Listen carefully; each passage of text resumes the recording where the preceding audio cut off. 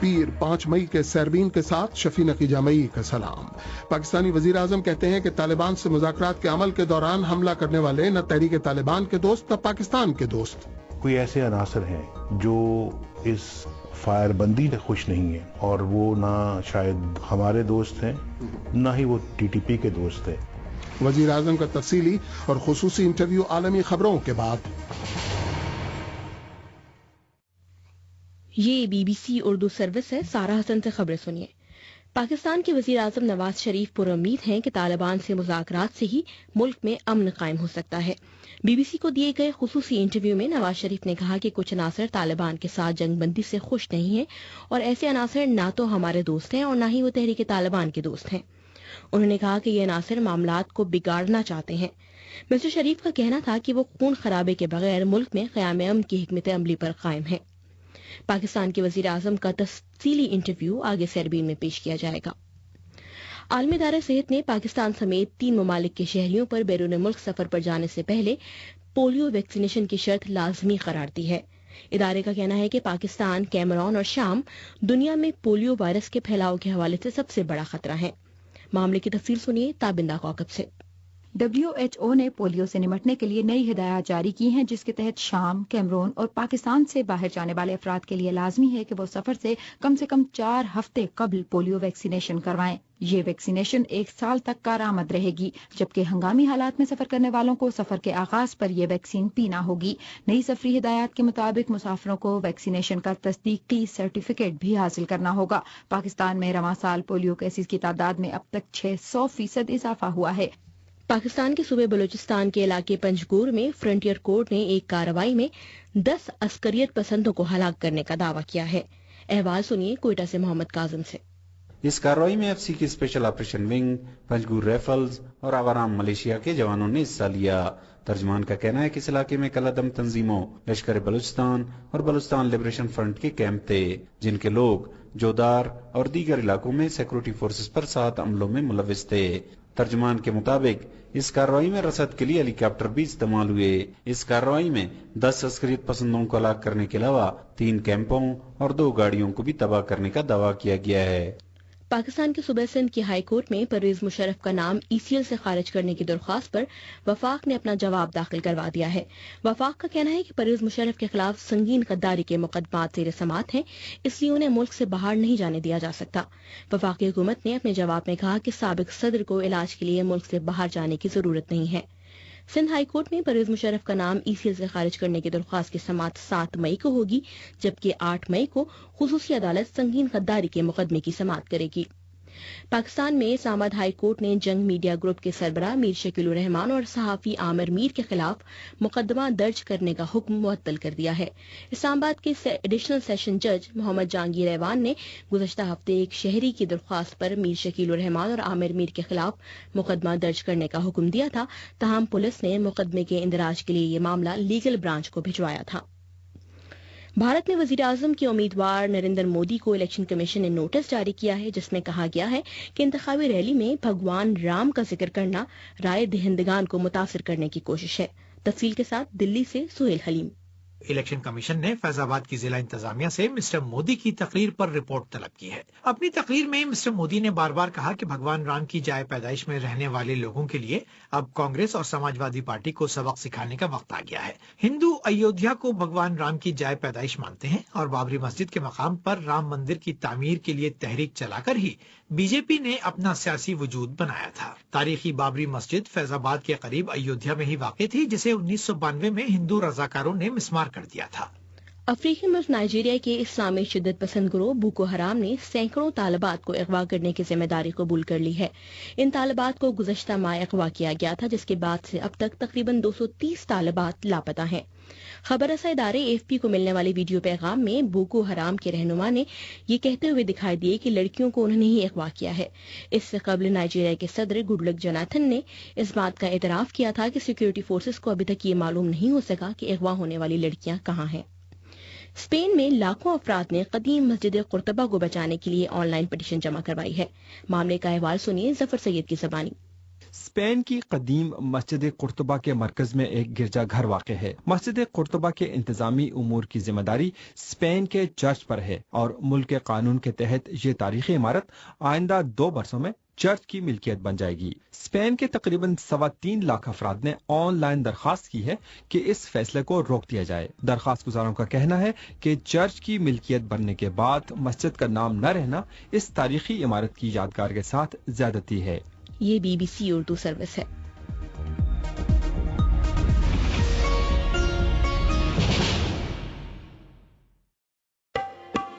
کالعدم تحریک طالبان پاکستان سے مذاکرات کی کوشش۔ وزیر اعظم پاکستان نے کہا، ہم ماضی کے تلخ تجربات کو پس پش رکھتے ہوئے پرامن حل کو ایک اور موقع دینا چاہتے ہیں۔ تحریک انصاف کے عمران خان نے طالبان کی مذاکراتی ٹیم میں شمولیت سے معذرت چاہی۔ مولانا سمیع الحق نے کہا، اپنے بھائی عمران صاحب سے بھی توقع ہے کہ وہ اس آگ کو بجھانے میں تعاون کریں۔ حالات کو سمجھنے کے لیے سیربین اور جہانما سنا کیجیے۔ حالات حاضرہ کا پروگرام سہربین آپ BBC اردو سروس سے سن رہے ہیں۔ تو وہی خطرہ حقیقت بنا کہ جس کے بادل کافی عرصے سے منڈلا رہے تھے۔ خبروں میں آپ نے سنا کہ بین الاقوامی ادارہ صحت نے کہا ہے کہ بیرون ملک سفر کرنے والے پاکستانیوں کو لازماً پولیو کے قطرے پینے پڑیں گے، انسداد پولیو کا سرٹیفکیٹ حاصل کرنا پڑے گا۔ ایسی پابندیوں کی زد میں کیمرون اور شام بھی آئے ہیں، لیکن پاکستان کے 2 ہمسایہ ممالک بھارت اور افغانستان پر ایسی پابندیاں نہیں لگی ہیں۔ ہم اس خبر، اس کے پس منظر اور صورتحال کا تجزیہ ذرا دیر بعد کریں گے۔ پہلے پاکستانی وزیر اعظم میاں نواز شریف کا خصوصی انٹرویو جو میں نے ان سے برطانوی وقت کے مطابق کل سپہر کیا۔ پاکستانی وزیر اعظم میاں نواز شریف برطانوی وزیر اعظم کی دعوت پر برطانیہ آئے۔ یہ ان کا پہلا سرکاری دورہ ہے جس میں برطانوی وزیر اعظم سے ان کی ملاقات کے علاوہ پاکستان میں سرمایہ کاری کے مواقع والی کانفرنس بھی یہاں منعقد ہوئی۔ کہا جا سکتا ہے کہ ان کا یہ دورہ خاصا کامیاب رہا۔ پاکستانی وزیر اعظم میاں نواز شریف سے انہوں نے پاکستان کے داخلی اور خارجہ امور سمیت TTP سے مذاکرات، میڈیا اور صحافی، بلوچستان کی محرومیاں، لوڈ شیڈنگ اور لوگوں کی پریشانیوں سے لے کر پاکستان اور بھارت اور افغانستان اور ایران سے تعلقات پر بھی سیر حاصل گفتگو ہوئی۔ وزیر اعظم پاکستان کا باور کیا جاتا ہے کہ وزیر اعظم بننے کے بعد ایسا پہلا انٹرویو ہے۔ میں نے ان سے سیکیورٹی کی صورتحال پوچھی اور پوچھا کہ ملک میں یہ ہو کیا رہا ہے۔ اگر پاکستان میں یہ ڈکٹیٹرشپس اور یہ مارشل لاء نہ آتے تو پاکستان میں شاید کبھی بھی سیکیورٹی کا مسئلہ نہ پیدا ہوتا، اور جمہوری ادوار میں کوئی سیکیورٹی کا مسئلہ آج تک کبھی درپیش نہیں ہوا، نہ ملک کو اور نہ پاکستان کے عوام کو، نہ رہنے والوں کو۔ پہلی آپشن ہماری ہے کہ ہم بات چیت کے ذریعے سے اس مسئلے کو حل کریں، اور بات چیت شروع ہے۔ طالبان کی طرف سے سیز فائر کی آفر آئی، ہم نے اس کو قبول کیا اور پھر ہم نے کمیٹی بنائی، انہوں نے اپنی بنائی، بات چیت کا دور شروع ہوا۔ اس میں پروگرس نسبتاً کم ہے ہماری توقعات سے، مگر آگے بڑھ رہا ہے پروسیس۔ کہنا یہ چاہتا ہوں کہ اگر مزید خون بہائے بغیر اگر ہم امن حاصل کر لیتے ہیں تو اس سے تو بڑی کوئی اچھی آپشن اور کوئی ہو نہیں سکتی۔ یہاں پر میں ایک اہم بات اسی سیکیورٹی کے سے میں لانا چاہتا ہوں۔ اس کے 2 پہلو ہیں۔ پہلا، عمران خان نے ابھی اپنے انٹرویو میں کہا کہ امن تو بحال ہو گئے، طالبان سے مذاکرات تو کامیاب ہو گئے، اس لیے ان کا معیار جو تھا، پیمانہ جو تھا وہ یہ تھا کہ حملوں میں کمی آ گئی ہے، اس لیے اس کو امن نہ کہا جائے تو اور کیا کہا جائے۔ کیا آپ کی سوچ یہی ہے؟ دیکھیں، حملوں میں کمی تو آئی ہے لیکن حملے پوری طرح سے بند نہیں ہوئے، اور ایسا لگتا ہے کہ کوئی ایسے عناصر ہیں جو اس فائر بندی جو ہے اس سے خوش نہیں ہیں، اور وہ نہ شاید ہمارے دوست ہیں، نہ ہی وہ میرا خیال ہے کہ TTP کے دوست ہیں، اور وہ معاملات کو بگاڑنا چاہتے ہیں، اور ہم نے اپنا کھوج لگانے کی پوری کوشش کر رہے ہیں کہ ایسے وہ کون سے عناصر جو یہ کام کر رہے ہیں۔ ایک طرف سیز فائر ہوا تھا، دوسری طرف انہوں نے جو TTP کے بھی غالباً مخالف ہیں، ہمارے بھی مخالف ہیں، جو امن کے مخالف ہیں، انہوں نے سبزی منڈی میں اسلام آباد میں دھماکہ کیا جہاں اتنے لوگ شہید ہو گئے، اور جگہوں پہ بھی ایسے واقعات ہوئے ہیں۔ تو میں یہ سمجھتا ہوں کہ ابھی اس طرح کے عناصر کا ہمیں سامنا ہے۔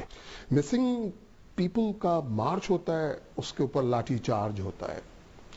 امن کی ایک لہر آ رہی ہوتی ہے, کہیں نہ کہیں پر حملہ ہو جاتا ہے, کبھی یہ میڈیا موضوع بن جاتا ہے. تو یہ اس قسم کی ہوا کیوں آتی ہے, ایسی فضا کون بنا رہا ہے؟ میں یہ پوچھنا چاہ رہا ہوں کہ کیا کوئی غیر مرئی طاقت ہے؟ بعض وزیر کہہ دیتے ہیں کہ پڑوسیوں کا ہاتھ ہے, اس کا ہاتھ ہے, اس کا ہاتھ ہے. وزیر اعظم کی کیا رائے ہے, یہ فضا کون پیدا کرتا ہے؟ دیکھیں بات یہ ہے کہ جہاں تک مسنگ پرسنز کا سوال ہے تو مسنگ پرسنز کے اوپر تو ہمارا ایک موقف ہے, اور جس زمانے میں یہ کام ہوئے ہیں ہم سمجھتے ہیں کہ بہت ہی غلط کام ہوئے ہیں. یہ ماضی کے واقعات ہیں, افسوسناک ہیں. جنہوں نے بھی کیا بڑے دکھ کی بات ہے. اور اب جب وہ اپنے مسنگ پرسنز کے حوالے سے ان کے جو ہیں عزیز رشتہ دار, ماں باپ, اگر وہ اس کے لیے اپنے مسنگ پرسنز کے لیے, اپنے لوڈ ونز کے لیے مظاہرے کرتے ہیں تو میں یہ سمجھتا ہوں کہ ان کا یہ جائز حق ہے. جس نے بھی یہ زیادتی کی ہے, جس نے بھی وہاں پہ مارا پیٹا ہے, ہم نے اس کی انکوائری کا حکم کیا ہے, اور اس کے اوپر جو بھی قصوروار پایا جائے گا ہم اس کے خلاف ایکشن لیں گے. بالکل لیں گے. بالکل ٹھیک ہے. اس جمہوری دور میں جب صحافی جمہوریت کی بات کرتا ہے, جب میڈیا سے یہ بات ہوتی ہے, تو ایمنسٹی انٹرنیشنل رپورٹ یہ کہتی ہے کہ 6 سال میں کچھ 34 صحافی مار دیے گئے. جب ایک صحافی کسی ریاستی ادارے پر انگلی اٹھاتا ہے تو پورے ملک میں شور کیوں بپا ہو جاتا ہے؟ یہ جمہوریت ہے, اس کے اندر تو بات ہونی چاہیے کھل کر کے. یہ کیا ہو جاتا ہے؟ میں سمجھتا ہوں کہ صحافیوں کے خلاف اس طرح کا سلوک یقیناً افسوس کا باعث ہے.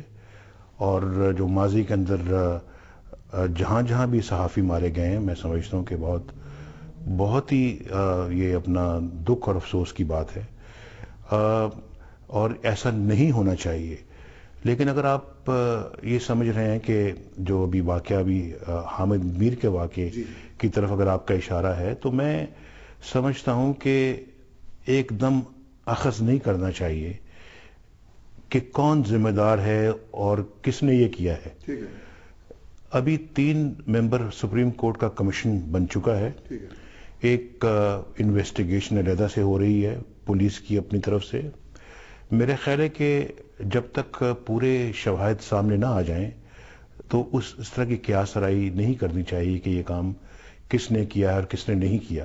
تو میرا خیال ہے کہ تھوڑا انتظار کریں, پتہ لگ جائے گا کہ کون عناصر ہیں. گرمی آئی ہے, لوڈ شیڈنگ پھر آ گئی, ہاہاکار مچ رہا ہے. 12 سے 14 گھنٹے کی لوڈ شیڈنگ کسی جگہ پر پھر جا رہی ہے. نعرے تھے کہ یہ لوڈ شیڈنگ 6 مہینے میں, 1 سال میں. بہت ساری جگہوں پر لوڈ شیڈنگ اس لیے بھی ہو رہی ہے کہ وہاں ہو نہیں رہی, وہاں کی جا رہی ہے. مطلب کہ وہاں لوگ بل ادا نہیں کرتے, اور بل نہیں ادا کریں گے تو حکومت کہاں سے پھر باقی لوگوں کو بجلی فراہم کرے گی جو بل ادا کرتے ہیں. تو جو بل ادا کرتے ہیں ان کو, اور جو بل ادا نہیں کرتے ان دونوں کو کیا ایک ہی آپ صف میں کھڑا کر سکتے ہیں؟ میں نے اپنی ٹیم کو کہا کہ پوری قوم تک یہ پیغام پہنچاؤ کہ جہاں بجلی کے بل نہیں ادا ہوں گے وہاں پھر بجلی نہیں آئے گی, اور جہاں ادا ہو رہے ہیں اور بجلی بند نہیں ہونی چاہیے. جتنی بھی ہماری کیپیسٹی اس وقت ہے اس کے مطابق لوڈ شیڈنگ ہونی چاہیے, لیکن اس بجلی کو ادھر منتقل کریں جہاں بل ادا ہو رہے ہیں. تو یہ ایک چیز, اس کا ذرا فرق ملحوظ خاطر رہے. میں بلوچستان پر آپ کی توجہ دلانا چاہوں گا. وہاں پر لوگوں کو غائب کر دینا, ان کی پھر لاشوں کا ملنا, یہ سلسلہ ایک طویل عرصے سے اب تک جاری ہے. بلوچستان کے کئی ایک سرداروں سے بی بی سی نے خود بات کی, میں نے ان سے بات کی ہے وہاں آ کر کے. وہاں پر صورتحال کسی علاقے میں یہ ہے, وزیر اعظم صاحب آپ کو خود بھی علم ہوگا کہ پاکستان کا ترانہ آپ نہیں سن سکتے, پاکستان کا پرچم آپ نہیں لہرا سکتے. سب جگہ پہ بعض علاقوں میں ہے. یہ بلوچستان کا ایک احساس محرومی ہے. بلوچستان چلا رہا ہے, وہاں پر کچھ عجیب سے حالات ہیں.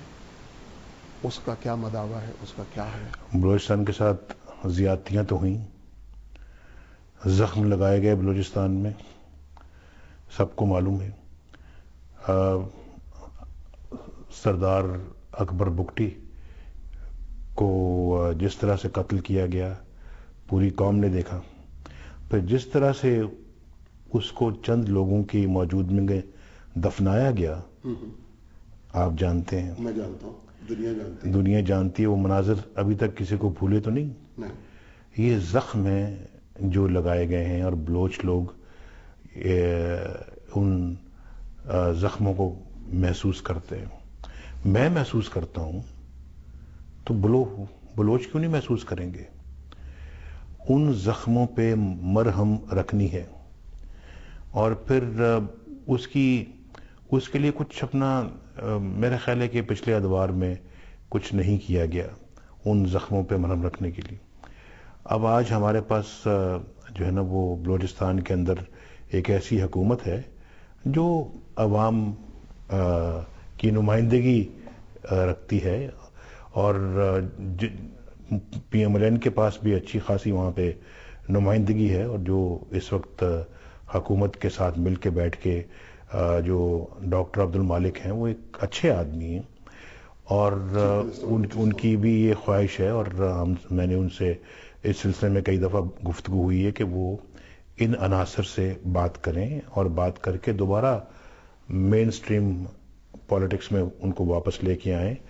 ایک وہ زمانہ تھا شفیع نقی جامی صاحب جب بلوچ لیڈر جو ہیں وہ میرے ساتھ قومی اسمبلی میں کھڑے ہو کے ہاتھ اٹھا کے 8ویں ترمیم کے خاتمے کے لیے ووٹ دیتے تھے، اور وہ آج وہ شکلیں نظر نہیں آتی ہمیں قومی اسمبلی میں.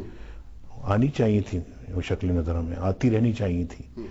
اور پھر پاکستان کا جھنڈا اٹھا کے آگے آگے چلتے تھے، پاکستان کا ترانہ ہر جگہ پہ بجتا تھا.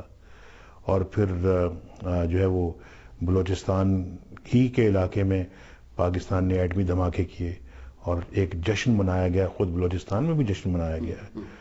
تو کتنے اچھے سہانے وقت تھے، ان کو واپس لانے کی کوشش کرنی چاہیے.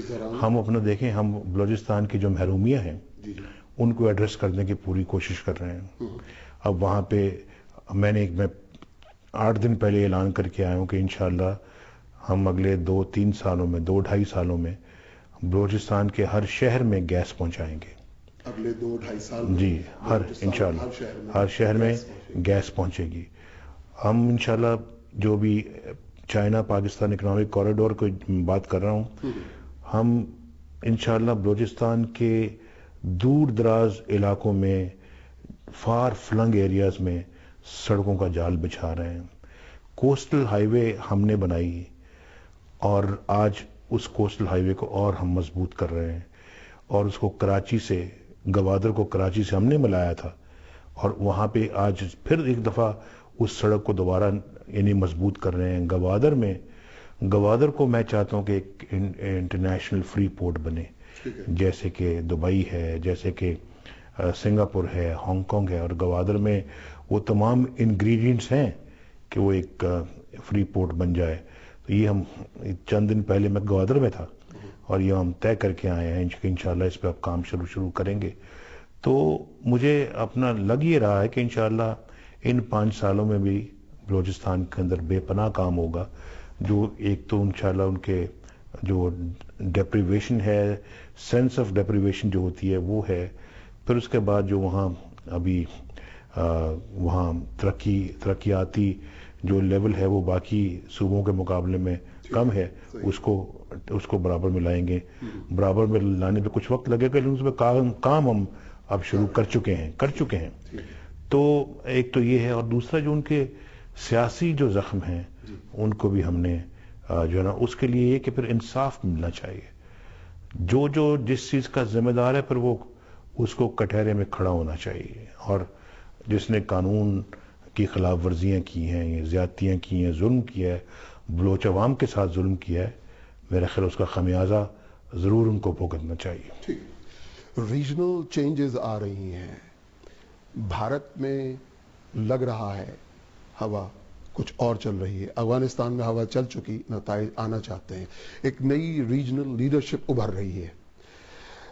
भारत से नरेंद्र मोदी कामयाब होते हैं, अफगानिस्तान से जो होता है, आप रिश्ते नरेंद्र मोदी के दौर में उधर से कैसे देख रहे हैं? रीजन में ये तब्दीली कैसा लग रही है आपको? देखें, अफगानिस्तान में इलेक्शंस हो रहे हैं जी और हिंदुस्तान में हो रहे हैं। अफगानिस्तान में मेरे कारज़ई साहब के साथ भी अच्छे ताल्लुकात हैं, जो नए आएंगे साहब उनके साथ भी हमें अच्छे ताल्लुकात कायम रखने नहीं बल्कि बढ़ाने की ज़रूरत है, और वो हम इंशाअल्लाह ज़रूर करेंगे। अफगानिस्तान हमारा हमसाया है, हम अच्छे हमसायों की तरह से एक दूसरे के साथ रहना चाहते हैं, और हम जब समझते हैं कि हम सबको जो है ना वो एक दूसरे का दोस्त बनना चाहिए, और दूसरा ये कि जो है वो हम फिर फेयर रहें एक दूसरे के साथ। हिंदुस्तान के साथ वहाँ पे इलेक्शन हो रहे हैं, जो भी नतीजा निकलता है, जिसको भी हिंदुस्तान के अवाम अपना नुमाइंदा चुनते हैं, वोट देते हैं और मैंडेट देते हैं, यकीनन हम उनके साथ बैठ के बात करेंगे और ताल्लुकात को बेहतर बनाने की कोशिश करेंगे। मनमोहन सिंह साहब के साथ भी हमने ये कोशिश की, और आइंदा आने वाले जो हिंदुस्तान के वज़ीर आज़म होंगे उनके साथ भी करेंगे। हमने पहले भी किया है, 1999 में भी किया, और फिर आइंदा भी करेंगे इंशाअल्लाह। और मैं आपको ये भी बता दूं कि हम अभी हाल ही में वो जो नॉन डिस्क्रिमिनेटरी जो एक होता है, मुझे टर्म याद नहीं आ रही, लेकिन मैं MFN जो इसको मोस्ट फेवर्ड नेशन का एक उसका एक दूसरा भी एक उसकी अपना जो है वो है उसका नाम, तो हम वो हिंदुस्तान के साथ उस पर बातचीत करना चाहते थे, लेकिन हमने देखा कि नहीं, अब तो इलेक्शंस बहुत नज़दीक आ गए हैं, तो ये समझा जाएगा कि शायद हम एक पार्टी को अपना फेवरेट समझते हैं और दूसरों को अपना फेवरेट नहीं समझते, तो ये मुनासिब नहीं होगा। इलेक्शंस हो जाएं, उसके बाद फिर इसका फैसला किया जाएगा। मैं ये समझता हूँ कि दोनों ममालिक बहुत खुश रह सकते हैं अच्छे ताल्लुकात बना के, साथ साथ फिर हमारा इशू है कश्मीर है, इसी तरह से हमारे दीगर इश्यूज हैं, उनको भी साथ साथ हल करने की कोशिश की जाएगी। तीसरा हमसाया ईरान, क्या कीजिएगा? बड़ी तारीखी ताल्लुकात है ईरान से, और ईरान में इत्तेफाक से अब जा भी रहा हूँ। कब जा रहे? ये 11 तारीख को, इसी महीने जी, इसी अगले आने वाले संडे को। तो एक आज संडे है ना, ये आने वाले संडे को। क्या है पाकिस्तान के वज़ीर आज़म का? ताल्लुकात को मजबूत करना, तजारत को बढ़ाना, एक दूसरे के साथ ताउन को आगे बढ़ाना, गैस अगर हासिल कर सकते हैं वो भी हासिल करें हम ईरान से, और ईरान के साथ जो हमारे बॉर्डर के मामलात हैं उनको ठीक करना, और फिर ईरान और पाकिस्तान के तो बड़े तारीखी ताल्लुकात रहे हैं, हिस्टोरिक रहे हैं, और पाकिस्तान ईरान तो आप समझते हैं कि कितना मजबूत ताल्लुक है, उसको और ज्यादा ठीक करना। पाकिस्तानी वज़ीर आज़म मियां नवाज शरीफ, उनसे खुसूसी गुफ्तगू मैंने कल से पहर की थी। हमारी वेबसाइट bbcurdu.com और आज न्यूज़ TV पर यह इंटरव्यू ऑडियो वीडियो दोनों सूरतों में आया चाहता है। पाकिस्तान पर आलमी इदारे सेहत की तरफ से आयद होने वाली पाबंदियों का जिक्र कुछ देर बाद होगा। पहले एक मुख्तसर नजर नाइजीरिया से आने वाली इस खबर पर कि वहां इस्लामी शिद्दत पसंद ग्रोह बोको हराम ने उन 100-200 के करीब लड़कियों को बतौर गुलाम फरोख्त करने की धमकी दी है। इसकी मजीद तफसील बताने के लिए इस वक्त स्टूडियो में मेरे साथ मौजूद हैं काशिफ कमर। जी काशिफ। शफी, इन तकरीबन 230 की तादाद में इन लड़कियों को शिमाली रियासत है बोर्नो, तकरीबन 3 हफ्ते पहले वहां से अगवा किया गया था। अभी तक किसी ने इसकी जिम्मेदारी कबूल नहीं की थी। अब पहली बार ऐसा हुआ है कि बोको हराम की तरफ से एक वीडियो टेप जारी की गई है, खबर रसां इदारे AFP को मिली है, और उसमें उनके रहनुमा अबू बकर शिकाओ ये कह रहे हैं कि उन्होंने इन लड़कियों को अगवा किया है, और ज्यादा तशवीश की बात यह है कि वो साथ में ये भी कह रहे हैं कि इन लड़कियों को वो फरोख्त कर देंगे, और इसके लिए उनका दावा यह है कि ये खुदा का हुक्म है और वो इस हुक्म पर अमल करेंगे, लड़कियों को फरोख्त कर देंगे। तो काशिफ, बोको हराम के दावे के हवाले से कोई शकूक व शुबात हैं, या जो कुछ वो कह रहे हैं उस पर सब लोगों को यकीन है?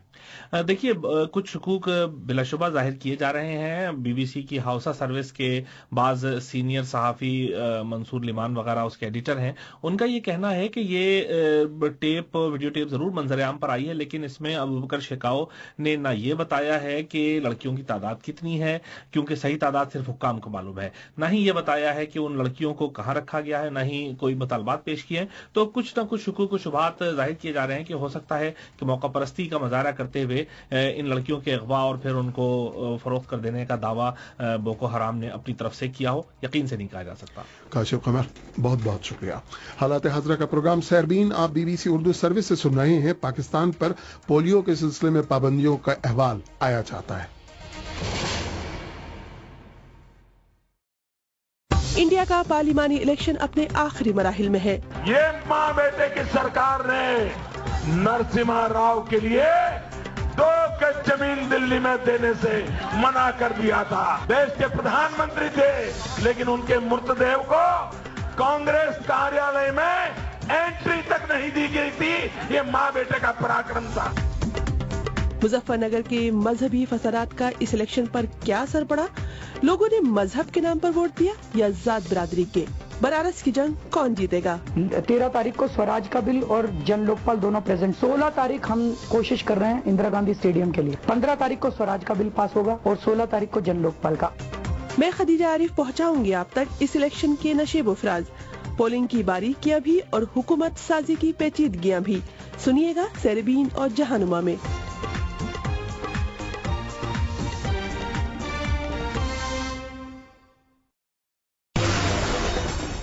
और अब खेलों का अहवाल अब्दुल रशीद शकूर की ज़बानी। पाकिस्तान क्रिकेट बोर्ड की जानिब से पाकिस्तानी टीम के हेड कोच और दीगर कोचेस के लिए दरखास्तों की वसूली की आज आखिरी तारीख है। लेकिन गौरतलब बात यह है कि आखिरी तारीख से पहले ही पाकिस्तान क्रिकेट बोर्ड के चेयरमैन नजम सेठी ने वकार यूनुस से मुलाकात के बाद उन्हें मुबैना तौर पर 2 साला मुआहदे की पेशकश कर दी है। स्पॉट फिक्सिंग की पादाश में ताहयात पाबंदी का शिकार दानिश कनेरिया के साथ ह्यूस्टन में मैच खेलने वाले 3 क्रिकेटर्स फवाद आलम, वहाब रियाज और नासिर जमशेद को पाकिस्तान क्रिकेट बोर्ड की जानिब से इंज़िबाती कार्रवाई का सामना है। इस मामले के लिए कायम 3 रुकनी कमेटी ने अपनी रिपोर्ट PCB के चेयरमैन के हवाले कर दी है। Asian cricket council premiere league में अफगानिस्तान ने ओमान को 5 विकेटों से शिकस्त दे दी। ओमान की टीम पहले बैटिंग करते हुए 186 रन बनाकर आउट हो गई। मोहम्मद नबी और समीउल्लाह शिनवारी ने 3-3 विकेटें हासिल की। अफगानिस्तान ने मतलूबा स्कोर 34 ओवर्स में पूरा कर लिया। ये अफगानिस्तान की 4 मैचों में तीसरी कामयाबी है। इससे पहले उसने मुत्तहदा अरब इमारात और हांगकांग को शिकस्त दी, जबकि उसे मलेशिया के हाथों शिकस्त का सामना करना पड़ा। आलमी नंबर 1 नोवेक जोकोविच ने कलाई की तकलीफ के सबब मैड्रिड मास्टर्स न खेलने का फैसला किया है। बर्तानिया की साबिक नंबर 1 टेनिस खिलाड़ी एलिना वाल्टेचा 30 साल की उम्र में इंतकाल कर गयी। वो जिगर के सरतान में मुब्तला थी। उन्होंने अपने करियर में मजमूई तौर पर 11 सिंगल्स टाइटल्स जीते। इंग्लिश प्रीमियर लीग इख्तितामी मरहले में दिलचस्प सूरत इख्तियार कर गई है। टाइटल के लिए 3 टीमों में फैसला कुन मुकाबला है। मैनचेस्टर सिटी और लिवरपूल के 36 मैचों में 80 पॉइंट्स हैं, जबकि चेल्सी के 37 मैचों में 79 पॉइंट्स हैं। इस तरह सिटी और लिवरपूल के पास 2-2 मैचेस हैं और चेल्सी के पास सिर्फ 1 मैच है। आज लिवरपूल का मुकाबला क्रिस्टल पैलेस से हो रहा है और अगर लिवरपूल की टीम ये मैच जीत गई तो चेल्सी टाइटल की दौड़ से बाहर हो जाएगी। वर्ल्ड प्रोफेशनल स्नूकर चैंपियनशिप का फाइनल आज दोबारा शुरू हुआ है। गुज़िश्ता रात जब मुकाबले का वक्त खत्म हुआ तो रॉनी और सॉलिवन को मार्क सेल्बी के खिलाफ 7 के मुकाबले में 10 फ्रेम्स की सबकत हासिल थी।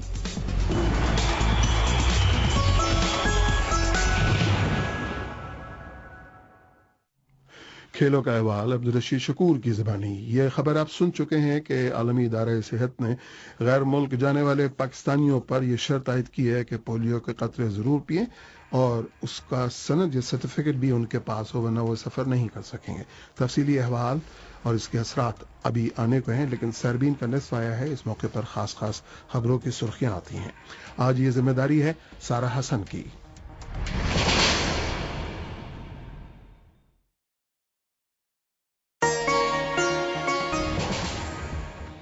पाकिस्तान के वजीर आजम नवाज शरीफ कहते हैं कि कुछ अनासर तालिबान के साथ जंग बंदी से खुश नहीं, वो मामलात को बिगाड़ना चाहते हैं।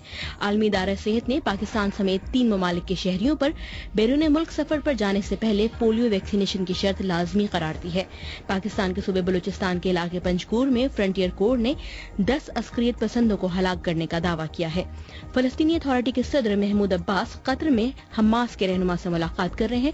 मफाहमत के बाद अल फतेह और हमास के रहनुमाओं की ये पहली पहली बाज़ाब्ता मुलाकात है। अफ्रीकी मुल्क नाइजीरिया में इस्लामी शिद्दत पसंद तंजीम बोको हराम ने तालिबात के अगवा की जिम्मेदारी कबूल कर ली है। 200 से ज्यादा तालिबात को गुज़श्ता माह अगवा किया गया था। और स्पेन की तारीखी मस्जिद कुर्तबा को गिरजा की मलकियत में न देने के लिए लाखों अफराद ने दरख्वास्त जमा कराई है।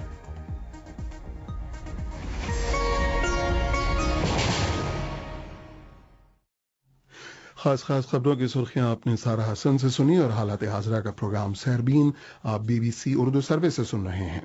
आलमी इदारे सेहत की तरफ से पाकिस्तान पर पाबंदी कि उसके बैरून मुल्क जाने वाले शहरियों के लिए पोलियो के कतरों का इस्तेमाल लाजमी है, इसके असरात और नताइज क्या हैं? इस पर मैंने इंसदाद पोलियो प्रोग्राम से वाबस्ता एक आला एहलकार डॉक्टर असद हफीज से बात की और जानना चाहा कि पाकिस्तान पर पोलियो वाली पाबंदी का निफाज क्या फौरी तौर पर होगा? इनके नफाज के लिए एक टाइम पीरियड होता है। अभी तो ये रिकमेंडेशंस DG WHO ने जारी की हैं। इसके बाद वो फॉर्मली हुकूमत पाकिस्तान और बाकी हुकूमतें जिन जिन पे ये लागू हुई हैं उनसे रब्ता करेंगे और उसके बाद हुकूमत को एक मुनासिब वक्फा दिया जाएगा जिसमें वो इनको इम्प्लीमेंट कर सकें। तो ये पाबंदियां कितने अरसे के लिए नाफिज हो रही हैं डॉक्टर असद हफीज? ये टेम्परेरी पाबंदियां हैं जो 3 महीने के बाद दोबारा रिव्यू की जाएंगी, लेकिन लाइकली ये है कि कम से कम 6 महीने के लिए ये चलेंगी। ऐसा लग रहा है कि जो पाबंदियां आयद हुई हैं उनका साफ नज़ारा नजर आ रहा था, बादल तो मंडला रहे थे, उसके बावजूद लगता है कि पाकिस्तानी हुक्काम ने आंखें बंद कर रखी थी। देखिए, पोलियो तो बहुत अरसे से पाकिस्तान में आम है, जैसा कि आपको भी मालूम है। इसके लिए WHO के पास मुख्तलिफ किस्म के तरीक़ा कार होते हैं कि कौन सी पाबंदी या कौन सा तरीका इख्तियार किया जाए। तो जब तक ये रिकमेंडेशंस फाइनल हो के मंजर आम पे नहीं आती, उस वक्त तक एग्जैक्ट कुछ नहीं कहा जा सकता कि आया किस किस्म की वैक्सीन का कहा जाएगा, किस टाइम पे कहा जाएगा, कितनी दफ़ा कहा जाएगा। सो ये सारी चीज़ें आज ही वाज़े हुई हैं। आज 5 बजे के पाकिस्तान के वक्त के मुताबिक ये जनीवा में कॉन्फ्रेंस की जो रिकमेंडेशंस थी ये बताई गई हैं। तो 2 पाकिस्तानी हुकूमत में और वजारत सेहत में एक इंफ्रास्ट्रक्चर मौजूद है जो ऑलरेडी इस किस्म के काम पहले भी अंजाम दे रहे हैं, जैसा कि वैक्सीनेशंस रूटीन में भी चल रही हैं। इसके अलावा बॉर्डर्स पे जैसे अफगानिस्तान वाली बॉर्डर हैं उसमें भी ये बाकायदगी से चल रही हैं। अच्छा क्या डॉक्टर साहब आपने जिक्र कर दिया, मैं आपसे एक सवाल पूछना चाह रहा था कि आम ख्याल ये है कि पाकिस्तान में पोलियो का वायरस अफगान महाजरीन के जरिए फैल रहा है या किसी न किसी तरीके से उसी रास्ते से आ रहा है, ये बात कितनी दुरुस्त है? कुछ अरसा पहले तक इसमें खासी हद तक सदाकत थी, लेकिन पिछले 6 महीनों में ऐसा नहीं हुआ। ये पिछले 6 महीनों में ऐसा क्यों नहीं हुआ? ऐसा क्या हुआ जो मुख्तलिफ? इसमें बहुत सी वजूहात हैं। एक तो ये कि वैक्सीन की जो कैंपेन है वो अफगानिस्तान में भी बेहतर हुई और वहाँ से जो महाजरीन आते हैं उनको बॉर्डर पे भी ये वैक्सीन पिलाई जाती है। सो इस वजह से भी इसमें फ़र्क पड़ा। इससे पहले बाज़ ऐसे वाक़यात सामने आए, ऐसे इंस्टेंसेस सामने आए जिनमें अफगानिस्तान से वायरस पाकिस्तान में आया। नाइजीरिया और अफगानिस्तान में भी ऐसे शवाहिद केसेस मौजूद रहे, लेकिन उन पर ऐसी पाबंदियां नहीं हुई, क्यों? देखिए, ये 10 मुल्कों को कंसिडर किया गया और इनको 2 कैटेगरीज में तकसीम किया गया। ये पाबंदियां आप यूं समझें कि 10 मुल्कों पे लगी हैं, लेकिन मुख्तलिफ नौइयत की लगी हैं।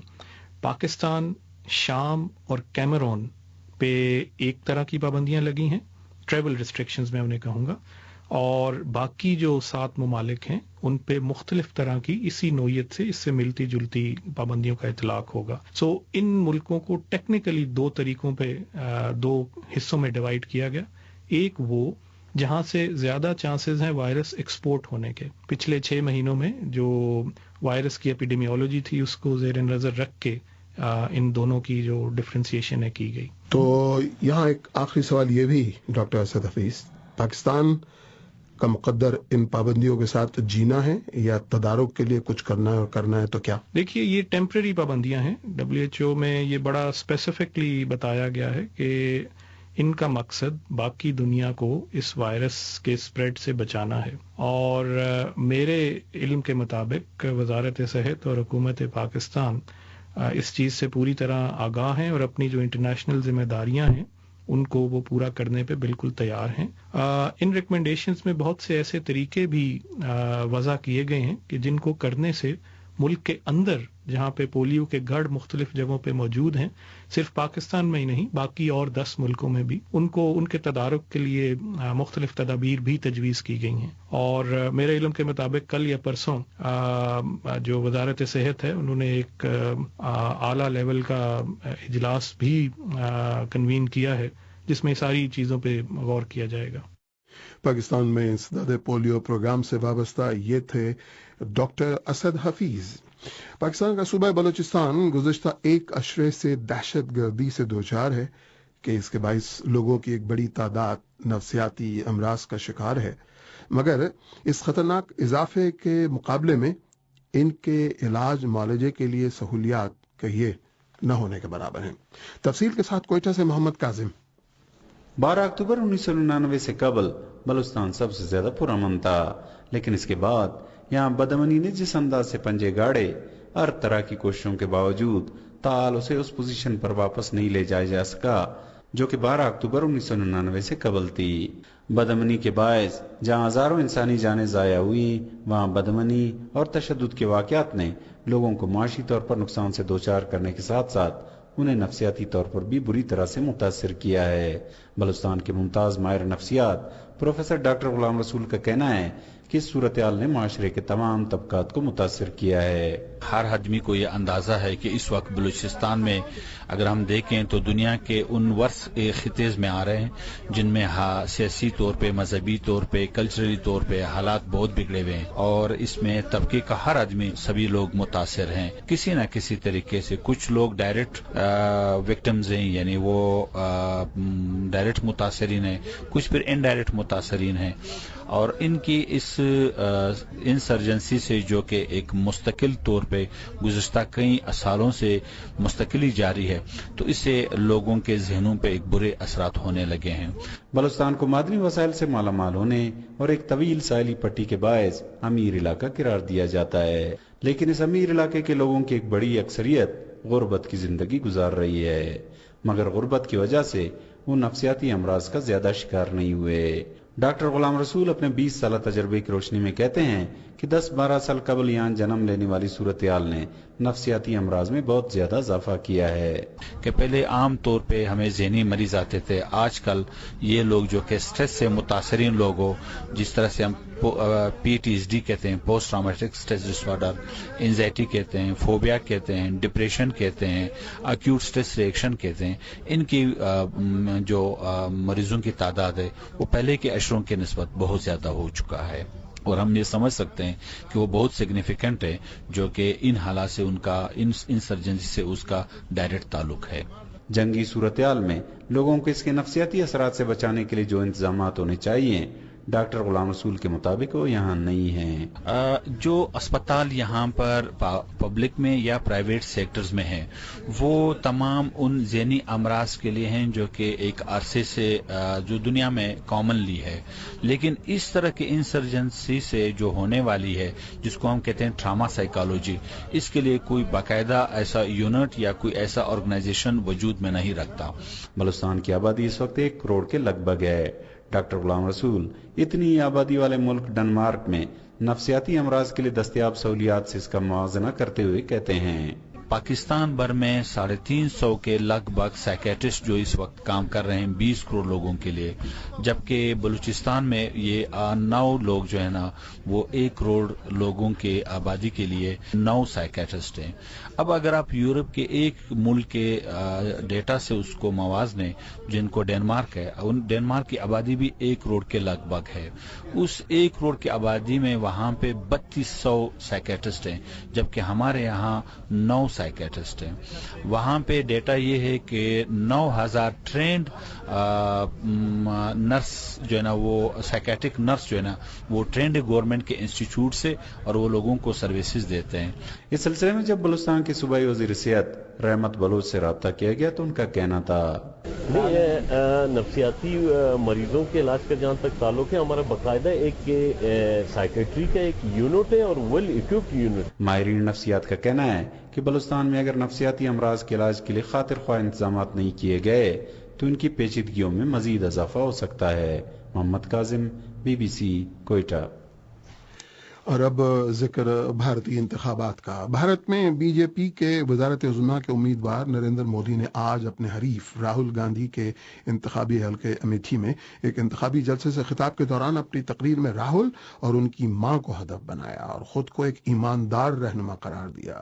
اس سے قبل انہوں نے فیض آباد کی ایک ریلی سے خطاب کیا اور مخالف جماعتوں نے انتخابی کمیشن سے شکایت کی کہ وہ تو مذہب کے نام پہ ووٹ مانگ رہے ہیں۔ دہلی سے ہمارے نامہ نگار شکیل اختر کی رپورٹ۔ فیض آباد میں نریندر مودی کی انتخابی ریلی کے لیے جو اسٹیج بنایا گیا تھا اس پر بیک گراؤنڈ میں ہندوؤں کے بھگوان رام اور ایودھیا کے مجوزہ رام مندر کی تصویر تھی۔ انہوں نے تقریر میں کئی بار بھگوان رام کا نام لیا۔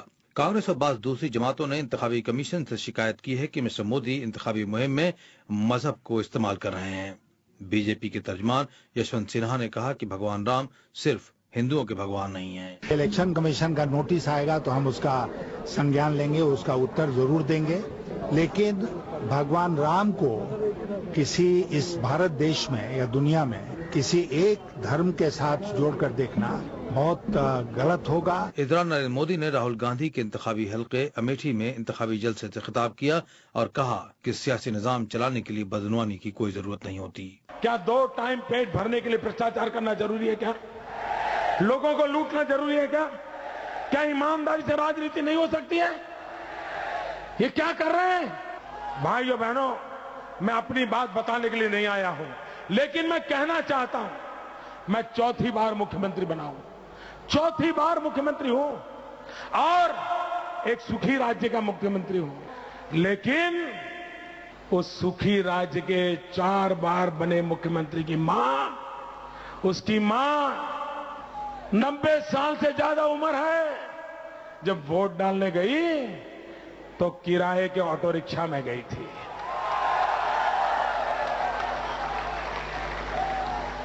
ادھر مودی کے قریبی ساتھی امت شاہ کے اس بیان پر تنازع کھڑا ہو گیا ہے جس میں انہوں نے کہا تھا کہ اعظم گڑھ دہشت گردوں کا گڑھ بن گیا ہے۔ بہوجن سماج پارٹی کی رہنما مایاوتی نے اس بیان کی مذمت کی۔ اعظم گڑھ کے بارے میں یہ کہا ہے کہ دیش میں اعظم گڑھ آتنکواد کا خاص گڑھ ہے جس کی ہماری پارٹی کڑے شبدوں میں نندا کرتی ہے، جبکہ اعظم گڑھ ضلع میں وہاں سب سے بڑا آتنکوادی ان کی پارٹی کا خود کا اپنا کھڑا کیا گیا امیدوار شری رماکانت یادو ہی ہے۔ کانگریس کے سینئر رہنما راشد علی نے بھی امت شاہ کے بیان کو اشتعال انگیز قرار دیا ہے۔ مجھے نہیں لگتا کہ کس طریقے کی راجنیتگے ہیں کہ اعظم گڑھ کو بدنام کرنے پر تلے ہیں، چاہے بھارتی جنتا پارٹی ہو، شاہ صاحب ہوں یا دوسرے نیتا ہوں۔ اعظم گڑھ کے بارے میں جو رائے بنانے کی کوشش کر رہے ہیں وہ بالکل غلط۔ امیٹھی سمیت 8ویں مرحلے کی پولنگ 7 مئی کو ہونی ہے۔ اس مرحلے کی انتخابی مہم تو آج ختم ہو گئی، لیکن تلخیوں کا جو سلسلہ شروع ہوا ہے وہ انتخابات کے آخری مرحلے تک جاری رہے گا۔ شکیل اختر، BBC دلی۔ دہلی کے گریٹر نوئیڈا کی ایک نجی یونیورسٹی میں زیر تعلیم بھارت کے زیر انتظام کشمیر کے طلباء کو ایک بار پھر ہندو طلباء کے تشدد کا سامنا کرنا پڑا۔ کشمیری طلباء پر حملہ کر کے ان سے زبردستی بھارت نواز نعرے لگوائے گئے۔ کشمیری طلباء نے احتجاج کیا۔ سری نگر سے ریاض مسرور۔ گزشتہ 1 ماہ کے دوران کشمیری طلباء کے ساتھ رونما ہونے والا یہ اپنی نوعیت کا تیسرا واقعہ ہے۔ نئی دلی کی گریٹر نوئیڈا انٹرنیشنل یونیورسٹی میں زیر تعلیم قریب 150 طلباء نے کئی گھنٹوں تک نوئیڈا شہر میں ہی یونیورسٹی کے باہر احتجاج کیا۔ طلباء کا کہنا ہے کہ نشے کی حالت میں بعض ہندو نوجوان ان کے ہاسٹل میں زبردستی داخل ہو گئے اور ان کا زدکوب کیا۔ مذکورہ یونیورسٹی میں زیر تعلیم عامر قریشی نے BBC کو بتایا کہ انہیں زبردستی بھارت نواز نعرے بلند کرنے پر مجبور کیا گیا۔ بولا یہ لگاؤ پہلے نعرے جے ماتا، یہ ہندوستان زندہ باد۔ تو بولا ٹھیک ہے ہندوستان زندہ باد۔ بولا یہ لگاؤ پاکستان مرد آباد۔ تو لڑکوں نے بولا کیوں لگائیں پاکستان مرد آباد کے نعرے؟ تو بس جیسے اتنا بولا تو انہیں وہاں سے ماردار اسٹارٹ کر دی، کیونکہ وہ ڈرنک تھے، ان کو پتا نہیں تھا ہم کیا بول رہے ہیں۔ طلبہ کو جہاں انتہا پسند حلقوں کی طرف سے تشدد کا خدشہ ہے، وہیں وہ اس بات پر حیران ہیں کہ ایسے مواقع پر یونیورسٹی حکام الٹا کشمیریوں کو ہی قصوروار ٹھہراتے ہیں۔ تو صبح جب ہاسٹل وارڈن کو بولا کہ سر ایسے بات ہے، تو اس نے کہا کہ you are Kashmiri, it is your fault, تم ہمیشہ تمہیں لڑائی کرتے ہو۔ اپنی جگہ پہ بچے تو آئیں گے نہیں، ویسے ہاسٹل پرانا تھا، ویسے تو بچے جائیں گے نہیں، بول رہے کہ وہاں پہ سیف نہیں ہے۔ واضح رہے گزشتہ مارچ میں جب عالمی کرکٹ کا ایشیا کپ ٹورنامنٹ جاری تھا تو بھارت اور پاکستان کے مابین ہوئے مقابلے کے دوران اتر پردیش کی ایک نجی یونیورسٹی میں زیر تعلیم کشمیری طلبہ پر ہندو طلبہ نے تشدد کیا اور اس کے رد عمل میں 60 سے زائد طلبہ کو حکام نے کیمپس سے ہی بے دخل کر دیا۔ اس موقع پر بھی طلبہ نے زبردست احتجاج کیا تھا. اس کو لاک کر دیا گیا اور ٹیچرز باہر کھڑے تھے کہ کوئی باہر نہ نکلے. یہ کون سی ڈیموکریسی ہے؟ شیم آن انڈیا، شیم! اس کے بعد ایک اور واقعہ گریٹر نوئیڈا میں ہی پیش آیا جہاں 6 سے زائد طلبہ کو کیمپس سے بے دخل کیا گیا. دنیا اسنا وزیر اعلیٰ عمر عبداللہ نے گریٹر نوئیڈا کے واقعے پر سخت ناراضگی کا اظہار کیا ہے. انہوں نے ٹویٹر پر لکھا ہے کہ کشمیریوں کو بھارتی وطن پرستی کا سبق تشدد کے ذریعے پڑھانے والے یہ نہیں جانتے کہ ایسی حرکتوں سے بھارت اور کشمیر کے درمیان دوریوں میں اضافہ ہی ہو رہا ہے. انسانی حقوق کے لیے سرگرم گروپوں اور علیحدگی پسندوں نے بھی طلبہ کے ساتھ ایسے متشدد برتاؤ پر شدید برہمی کا اظہار کیا ہے. ریاض مسرور، BBC، سری نگر. بھارتی انتخابات اور دیگر سرگرمیاں. بھارتی انتخابات کا ذکر ہمارے روزانہ سیربین کا حصہ ہے. حالات حاضرہ کا پروگرام سیربین آپ BBC اردو سروس سے سن رہے ہیں.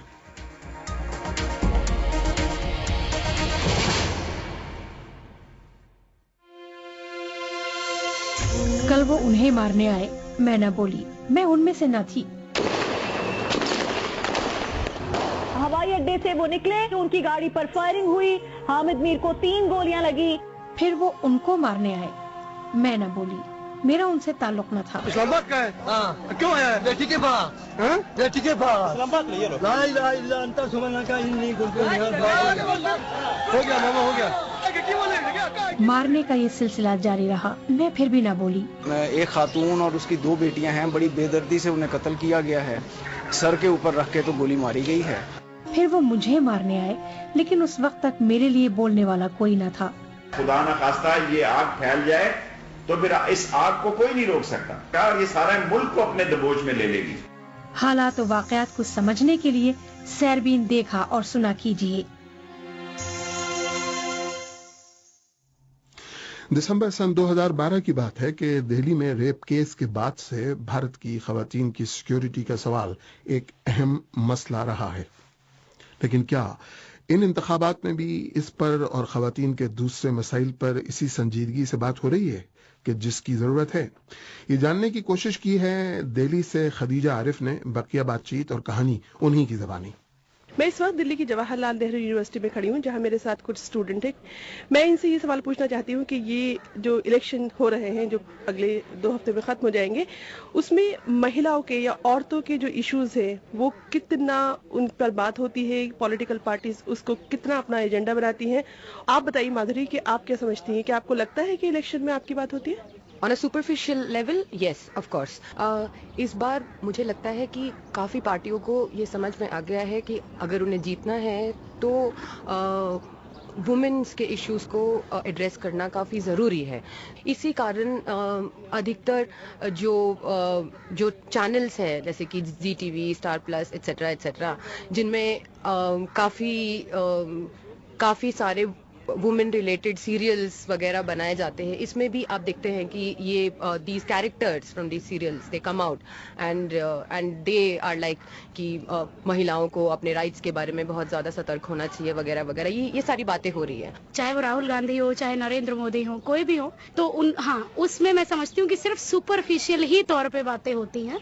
اصلیت میں وہ جب آپ دیکھ رہے ہو، جب تک الیکشنز اپنی چرم سیما پہ نہیں ہیں تب تک باتیں ہو رہی ہیں، بڑے بڑے بینرز لگائے جا رہے ہیں. اور مالویکا اف یو ریمبر وہ جو ملائم سنگھ کا دا comment on women's issues recently کہ یہ جو کچھ وہ کیسے جسٹیفائی کر رہا تھا، وہی ہے. وہ ہر چیز کو آپ ملائم سنگھ کو دیکھ لو یا کسی کو بھی دیکھ لو، ساری پارٹیز وہی میں کہہ رہی ہوں کہ بس الیکشنز کے آنے تک بڑے بڑے بینر لگا دیے، اب کی بار مودی سرکار نہیں سہن کریں گے، جن سنگھار یہ وہ.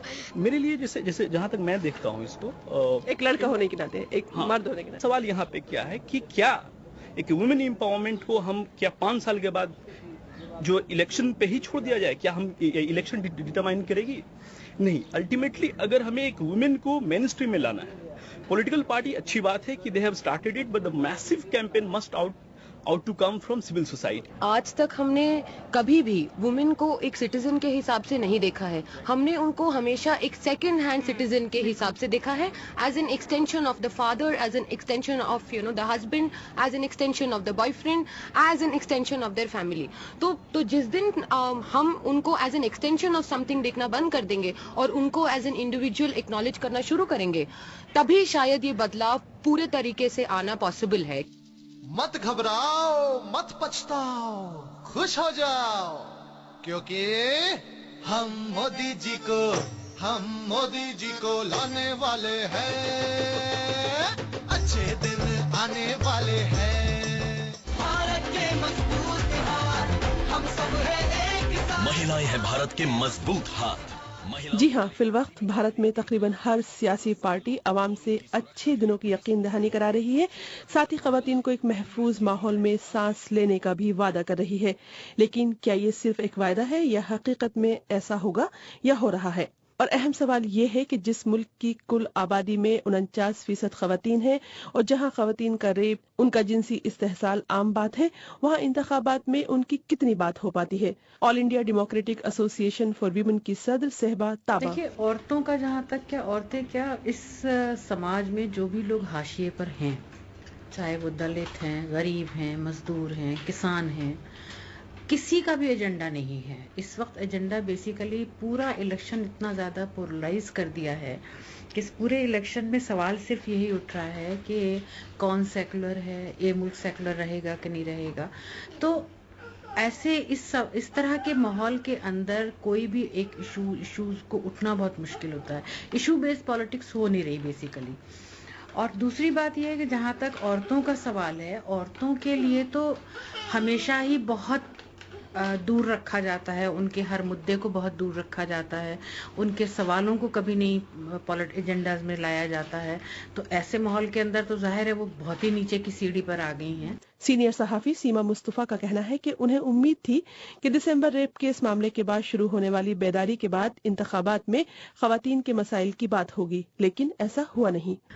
कोई भी अगर आप इंटरव्यू देखिए, कोई भी लीडर का अगर किया गया है तो इसमें एक क्वेश्चन डेफिनेटली नहीं है कि आपकी क्या पोजीशन है ऑन विमेंस एम्पावरमेंट, किसी ने नहीं कहा। सो I think women as a commodity, और जो लग रहा है कि जो भी सरकार आएगी उसी तरीके से जिस तरीके से विमेन निगलेक्ट हुई हैं 60 इयर्स में, वो निगलेक्ट कंटिन्यू रहेगा। तो क्या मुल्क की बड़ी सियासी जमातें तमाम कोशिशों के बावजूद भी खवातीन के मसाइल को संजीदगी से नहीं ले रही और वो सियासत में खवातीन की नुमाइंदगी को उनकी आबादी के एतबार से बढ़ाने में नाकाम रही हैं? भारतीय जनता पार्टी की तर्जुमान और खवातीन शाख की सरबरा निर्मला सीतारमन। 16th लोकसभा में मुझे दुख से कहना पड़ रहा है कि महिला के प्रेजेंस बहुत ही कम ही होगा। एक्चुअली इस इलेक्शन में ही मैं रिपीट कर रही हूँ, मौका ज्यादा महिला को मिलना था। भारतीय जनता पार्टी तो चलिए इख्तिदार में नहीं थी, लेकिन कांग्रेस पार्टी 10 बरस से इख्तिदार में है और उसने मुल्क की खवातीन के लिए क्या किया? कांग्रेस की खवातीन शाख की सदर शोभना ओझा। हमने मांग करी है, महिलाओं की सुरक्षा के लिए भी हमने मांग करी है। तो एक तरफ हमने महिला आर्थिक सशक्तिकरण की बात करी है, सामाजिक सशक्तिकरण की बात करी है और राजनीतिक सशक्तिकरण की बात करी है। ये सच्चाई है कि दिसंबर रेप केस मामले के बाद हुकूमत और आवाम दोनों जागी हैं, लेकिन इसका असर क्या हुआ? Centre for research information centre for developing countries की शिप्रा निगम बताती हैं। दिसंबर 16 के बाद सबसे बड़ी चीज जो हुई थी वो जस्टिस वर्मा कमेटी रिपोर्ट थी, जो कि जहाँ पे महिला आंदोलन में जो कई सालों से काम कर रहे थे अपने मुद्दे उनके पास रख पाए। और जस्टिस वर्मा कमेटी रिपोर्ट में काफ़ी कुछ हद तक वो सारी बातें जो लोग जो महिला आंदोलन से जुड़े हैं उन्होंने कही हैं वो वापस सामने आई थी। कानून बन रहे हैं, कुछ मामलात में सजाएं भी हो रही हैं, लेकिन तकरीबन 15 बरसों से भारत में खवातीन को पार्लियामान और असेंबलियों में 33% रिजर्वेशन की सिर्फ बातें हो रही हैं। सीमा मुस्तफा। आई थिंक वो तो ब्लॉक हो गई है, वो होगा नहीं। वो इसलिए नहीं होगा क्योंकि जो पॉलिटिकल पार्टीज जो उसको पुश कर भी रही थी वो बिल्कुल ही नहीं है।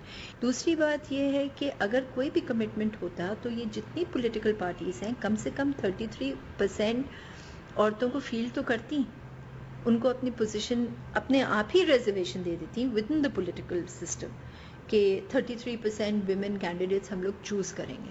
कहाँ है? कहीं 4 हैं, कोई 6 हैं, कोई 8 हैं, कहीं है ही नहीं। तो इस तरीके से तो आई डोंट थिंक कोई कमिटमेंट है, not are we going to go forward with this. Bharat में इस वक्त एक बेहद सरगर्म मीडिया मौजूद है जो मुल्क की सोच को कोई भी सिमत देने में अहम किरदार अदा कर सकता है। तो क्या मीडिया सभी मसाइल पर बात कर रहा है? बॉलीवुड की मकबूल तरीन फिल्म पीपली लाइव बनाने वाली हिदायतकार और समाजी कारकुन अनूशा रिजवी। मेरे ख्याल में मेन स्ट्रीम मीडिया को उस डिबेट की ज़रूरत नहीं महसूस हो रही है, क्योंकि उन जो डिबेट जो है एक्चुअली जो डिबेट है वो इस लेवल वो दो पर्सनैलिटीज़ के बीच की डिबेट होकर रह गई है, जबकि हमारा डेमोक्रेटिक सिस्टम ये इस तरह की पर्सनैलिटी डिबेट पे नहीं यकीन रखता है, बनिस्बत इसके कि एक लार्जर सेक्शन वोट करता है और डायरेक्ट वोटिंग, एक डायरेक्ट ओपिनियन दिया जा रहा है वोटर्स की तरफ से।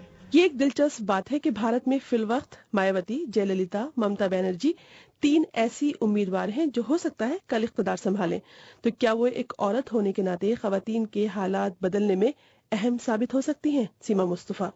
ये कहना कि एक एम्पावर्ड वुमन है, ये तो एक आइडियोलॉजी होती है, जस्टिस, इक्वालिटी और ये एम्पावरमेंट जो कहते हैं, इसकी एक आइडियोलॉजी होती है। और ये जो हमारी पॉलिटिकल लीडर्स हैं, ये लोग पेट्रियार्कल सिस्टम के थ्रू आई हैं, ये एम्पावरमेंट के थ्रू नहीं आई हैं। ये लोग अपने आप को एम्पावर करके नहीं आई हैं। कोई किसी की बीवी है तो कोई किसी की मिस्ट्रेस है तो कोई किसी और रीज़न से आई हैं। सो आई थिंक अनटिल ये एक मूवमेंट ग्रास रूट्स पे हो जिसमें विमेन आगे बढ़ें, it's going to be very very difficult. Bharat में जब इंतखाबात शुरू हुए थे तो तकरीबन हर सियासी पार्टी और बहुत हद तक मीडिया में भी तकरीबन हर मौजू पर बात हुई। सियासी पार्टियों ने अपने अपने मंशूर में अवाम की ज्यादा से ज्यादा ख्वाहिशात को शामिल करने की कोशिश की, लेकिन देखते ही देखते सारी इंतखाबी बहस कब शख्सियात के इर्द गिर्द सिमट गई पता ही नहीं चला। माहिरीन का ख्याल है कि 1.25 बिलियन आबादी के बाज अहम संजीदा मसाइल को इस तरह सियासी बहस में दरकिनार करना एक अफसोसनाक बात है, और खवातीन की बात न करना आबादी के एक बहुत बड़े हिस्से को नजरअंदाज करना है। खदीजा आरिफ, BBC दिल्ली। और चलते चलते एक खबर पाकिस्तान से और। कौमी एहतसाब ब्यूरो ने कौमी खजाने को अरबों रुपए का नुकसान पहुंचाने के इल्जाम में गिरफ्तार होने वाले 3 मुल्जिमान का जिस्मानी रिमांड हासिल करने के बाद उनसे तफ्तीश शुरू कर दी है। तफसील के साथ शहजाद मलिक।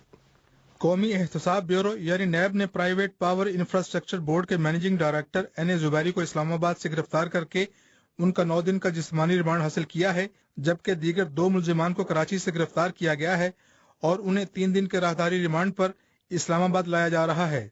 इन मुल्जिमान पर इल्जाम है कि उन्होंने तुर्की की कंपनी को कराची में किराए का बिजली घर लगाने का ठेका दिया था और इस ज़िमन में तुर्की की कंपनी कारके और लखला पावर जनरेशन कंपनी के दरमियान एक मुआहदा भी तय पाया था।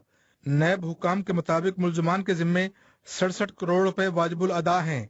कौमी एहतसाब ब्यूरो के मुताबिक मुल्जिमान ने कारके कंपनी के साथ मुआहदे के दौरान कौमी खजाने को अरबों रुपए का नुकसान पहुंचाया है। नैब के मुताबिक कारके कंपनी से 12 करोड़ अमेरिकी डॉलर से ज्यादा की रकम वाजिबुल अदा है, जबकि सुप्रीम कोर्ट के अहकामात की रोशनी में इस रकम पर 12 करोड़ रुपए मार्कअप भी इस कंपनी के जिम्मा है। नैब हुक्काम के मुताबिक इस कंपनी को बिजली पैदा करने के लिए सरकारी खजाने से जो रकम बतौर पेशगी अदा की गई थी उसके मुताबिक बिजली पैदा नहीं की जा रही थी। नैब ज़राए के मुताबिक किराए के बिजली घरों से मुतल्लिक 7 रेफरेंस एहतसाब अदालतों में ज़ेर समात हैं और इनमें से सिर्फ एक रेफरेंस नोडेरो 2 का अबूरी चालान मुतल्लिका अदालत में पेश किया गया है, जबकि बाकी किराए के बिजली घरों के खिलाफ मुकदमात का चालान अभी तक अदालत में पेश नहीं किया गया। इन निजी बिजली घरों के मालिकान के जिम्मे अरबों रुपए वाजिबुल अदा हैं। याद रहे कि साबिक वजीर आजम राजा परवेज अशरफ किराए के बिजली घरों के मुकदमात में मरकजी मुल्जिमान में शामिल हैं, ताहम अदालत ने उन्हें इस मुकदमात में हाजिरी से इस्तिस्ना दे रखा है। शहजाद मलिक, BBC इस्लामाबाद। शहजाद मलिक की इस रिपोर्ट के साथ ही हालात हाजरा का प्रोग्राम सरबीन इख्तिताम को पहुंचता है। इसके एडिटर थे काशिफ कमर, प्रोड्यूसर हानिया अली, स्टूडियो मैनेजर इस्लामाबाद से जीशान हैदर और लंदन से डोमिनिक डिलागी। तो मैं अपनी पूरी टीम समेत आपसे इजाजत चाहूंगा। आखिर में खास खबरों की सुर्खियां जरूर सुनते चलिए। और आज खबरों की जिम्मेदारी बल्कि कहिए मोर्चा संभाल रखा है सारा हसन ने।